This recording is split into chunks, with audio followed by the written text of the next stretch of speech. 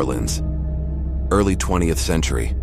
A city wrapped in jazz, mystery, and the heavy air of something unspoken. It was a place where every street corner had a rhythm, every evening echoed with trumpets, and every home smelled of spice and southern comfort. But behind the music, something darker lingered. Between the candlelit porches and street parades, a predator was watching. Silent, patient, ready. From 1918 to 1919, a wave of terror swept through the city. People locked their doors. They whispered. They clutched their children close, because someone or something was stalking the streets. They never caught him, never even saw him. They only knew him by the horror he left behind. They called him the Axeman.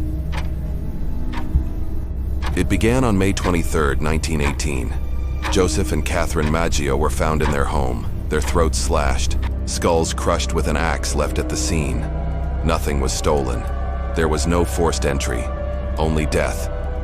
The police were baffled. He hadn't rushed. He hadn't hidden. He had taken his time, calm, controlled. And then he vanished, but not for long. In the months that followed, the Axemen struck again. Leonardo and Harriet Giordano, Louis Besumer, and Anna Lowe, a pregnant woman, Mrs. Schneider, who somehow survived. Each time, it was the same. A nighttime attack, an axe taken from the victim's home, skulls shattered, lives destroyed. And then the letter. Published in the Times-Picayune on March 13, 1919, it was signed, "The Axeman of New Orleans." In it, he claimed to be a demon, a spirit from the hottest hell, who roamed the city in search of blood. But he made a strange offer. "I am very fond of jazz music, and I swear by all the devils in the nether regions that every person shall be spared in whose home a jazz band is playing." The city froze. March 19, 1919, the night of the jazz ultimatum. New Orleans didn't sleep. From dusk until dawn, jazz flooded the streets. People crammed into bars. They played phonographs at full volume. Some hired live bands just to stay alive, and it worked. That night, not a single person was killed. The Axemen had listened, but the killings resumed. More survivors came forward. Steve Boca, Sarah Lauman, Esther Pepitone. They described shadows, silence, a figure that moved like smoke, but no two survivors ever described him the same way. No clear face, no name, just a presence and blood. The police chased every lead and found nothing, no motive.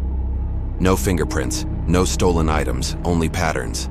Most victims were Italian, many were grocers, all were attacked in their sleep, always with an axe, always brutal, always gone by morning. The media fed the fear. The Axeman became legend. Some mocked him.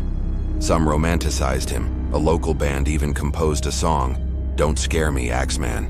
But behind the headlines, the bodies kept piling up. The final murder happened in August 1919. Mike Pepitone, bludgeoned to death. His wife said she saw a man fleeing, but she couldn't describe him. And just like that, he disappeared. Theories multiplied. Was he a butcher? A sailor? A madman? A mafia hitman? Or something worse? Some believed he wasn't human at all, that he was a demon who fed on fear, who danced to jazz and killed with ritual precision. Years passed. Books were written.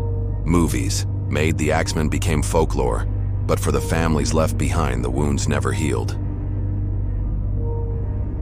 New Orleans never forgot. His letter is still on display in museums. Children learn about him in school, and every once in a while, when the streets fall quiet, someone asks, "What if he's still out there?" Modern profilers tried to decode him. Some called him a narcissist, someone who killed for power and notoriety.